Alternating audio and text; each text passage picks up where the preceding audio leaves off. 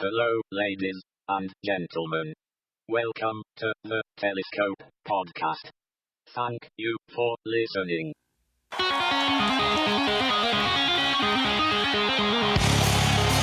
up, everybody? Everyone in this place, if you could do a handstand, I want to see your feet up in the air right now. Wave them around, that's right. Woo! Telescope Podcast, the show where we look at culture through the spyglass of faith. It's great to be here. My name is Matthew Seipel Anderson, and I am the host, if you didn't know that. And I'm really excited about things coming up on the show. Got some good interviews coming up with local pastor who's organizing a lot of amazing mission work, and also a local retired college professor who does lectures on intelligent design, so looking at science and faith. And so that's going to be an amazing interview. Really looking forward to getting that to you.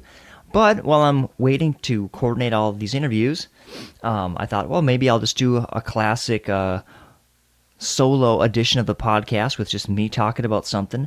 So today I want to talk about Star Trek. We got a new Star Trek series. The Star Trek fan base is all excited for Star Trek Discovery, which will be releasing this fall on CBS All Access, which is their streaming service. The funny thing is, everything Star Trek is currently available on Netflix. I'm a Netflix user, so I'm currently watching Star Trek Voyager and enjoying it greatly. However, Star Trek Discovery will be releasing on Netflix, but not in the United States and Canada. So if you live somewhere else, in Europe, if you live in South America, and you have Netflix, well, boom, you're going to get Star Trek Discovery. The rest of us are going to have to subscribe to CBS's All Access streaming service in order to have access to Star Trek Discovery. So, I don't know. Will I see it? Probably eventually. Maybe I'll hold out. Maybe in a year it'll come to Netflix.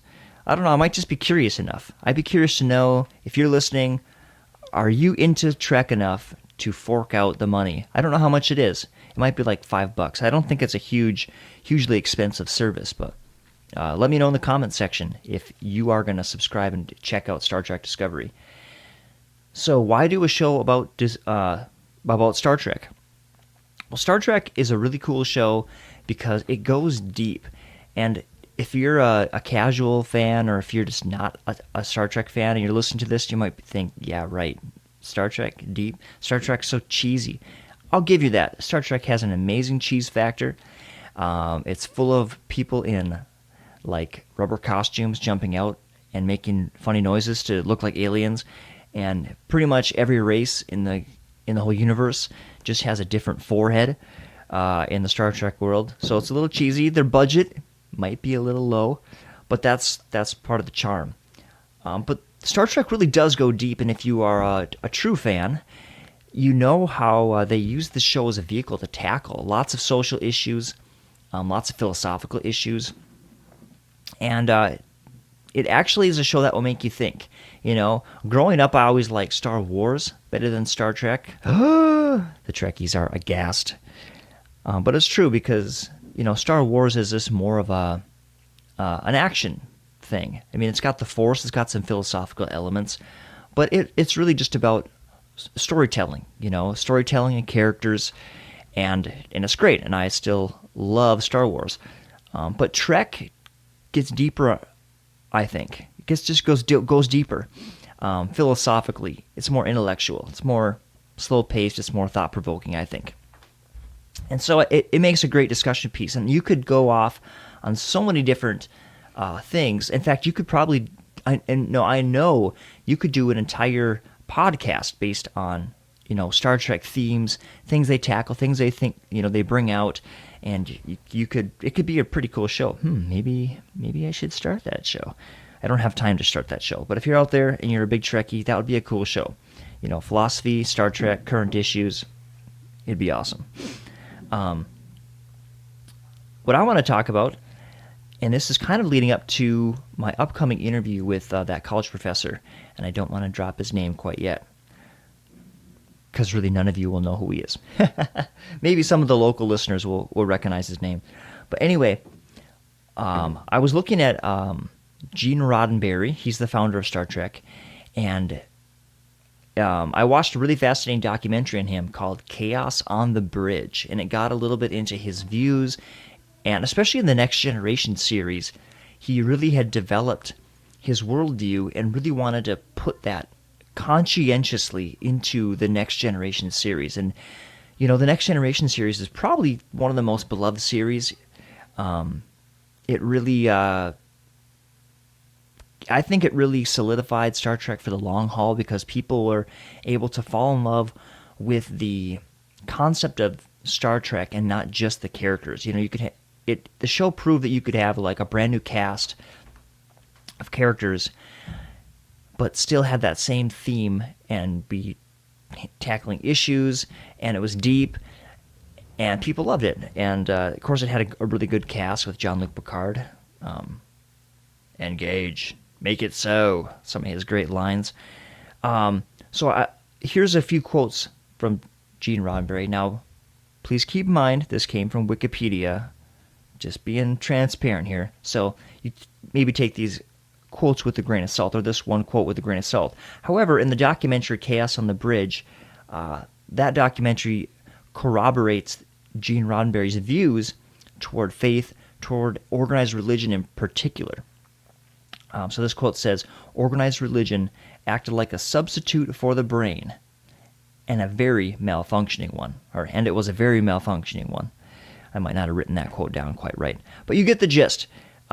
He was not a fan of organized religion, and if you watch the Next Generation series, I think there are a lot of anti-religious themes in it. Not to say that the whole show is about ripping on people of faith. You know, it's subtle. Well, a few episodes aren't. There's one episode where the character Worf goes on this like spiritual quest to seek God and the Klingon faith, and anyway, it's kind of a funny show. What ends up happening is this savior character, who's a part of the Klingon faith, actually returns, and there's so many similarities to what Christians believe about the return of Christ. But then what comes out is that the religious leaders have taken a religious artifact, found DNA of the original guy, you know, when he was first on the world, then, you know, supposedly he ascended, then they're believing he's going to come back. And they took his DNA and they cloned him. And so it was just this phony figure propped up by the religious people, and it kind of shattered Worf's faith in a way. And at the end of the show ends with Worf and his son, and the son asks him something like, you know, do you believe in the sacred scriptures?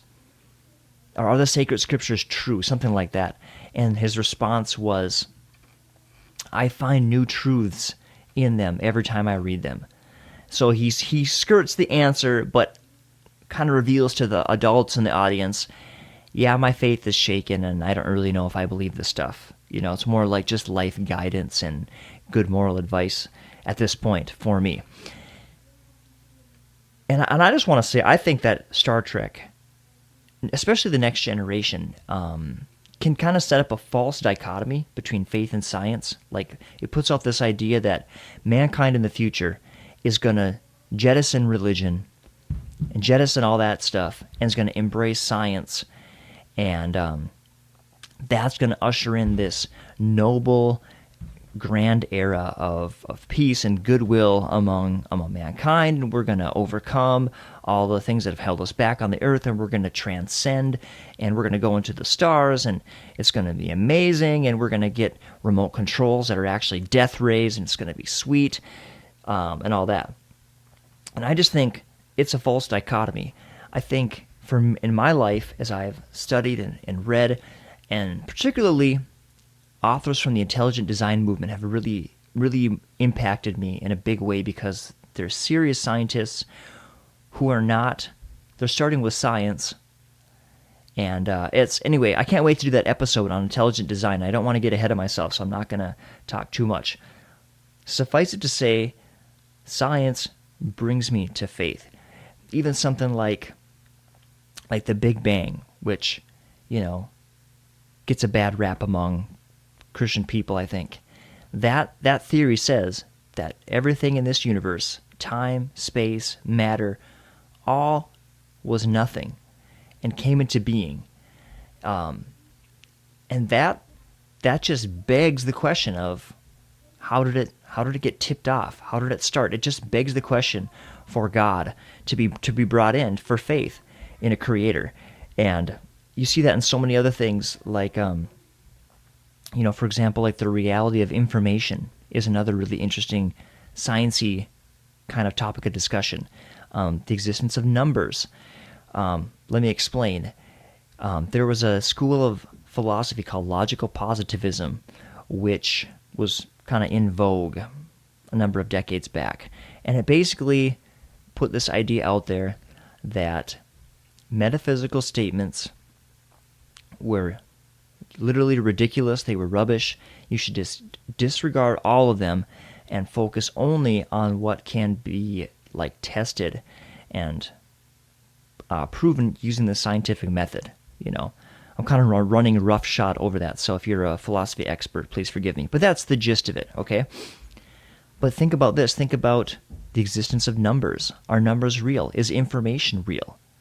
And I would say yes, it is. Before humans were ever on this planet, natural laws governed the world, and those natural laws, you can quantify them using numbers. I'm not talking about the English system of 1, 2, 3, uno, dos, tres. I'm talking about the fact that this world is run by a system of mathematics. Information is a real thing. Numbers are a real thing, but you can't look at them. You can look at their effects, but you can't hold them. You can't experience them with the senses. So they're a real thing that is non-physical. You could say numbers are spiritual in a sense. And so when I look at stuff like that, that brings me to faith, because I see that there's a dimension to reality that can't be experienced with our physical senses.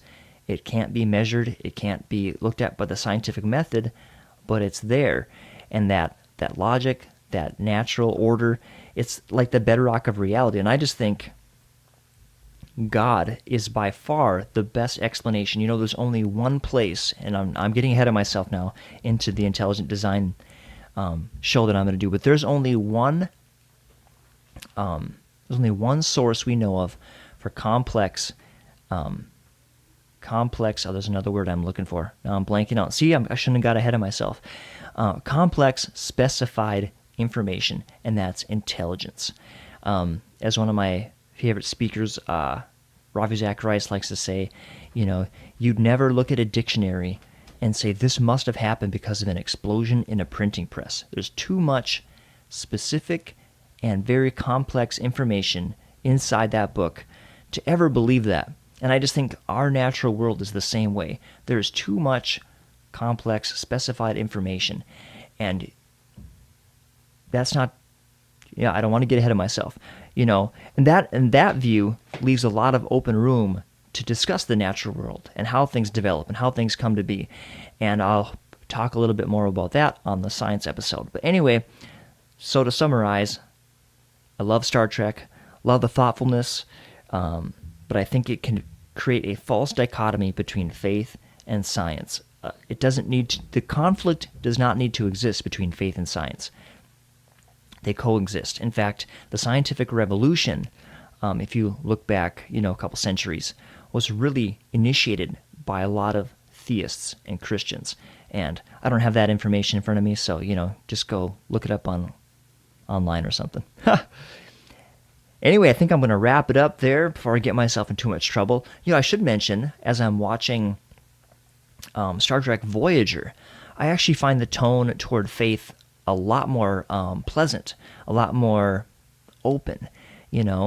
There's different episodes where they explore ideas of life after death and different concepts and this, ideas of spirit and mind and matter, and it's more open than I found Next Generation. So that's been kind of cool to see. Anyway, thank you so much for listening. Star Trek Discovery will release this fall. No date yet, but on CBS All Access. Again, my name is Matthew Seipel Anderson. You can find the Telescope Podcast on Facebook.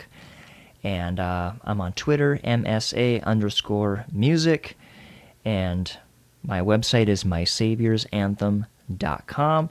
So thank you so much for listening, and live long and prosper.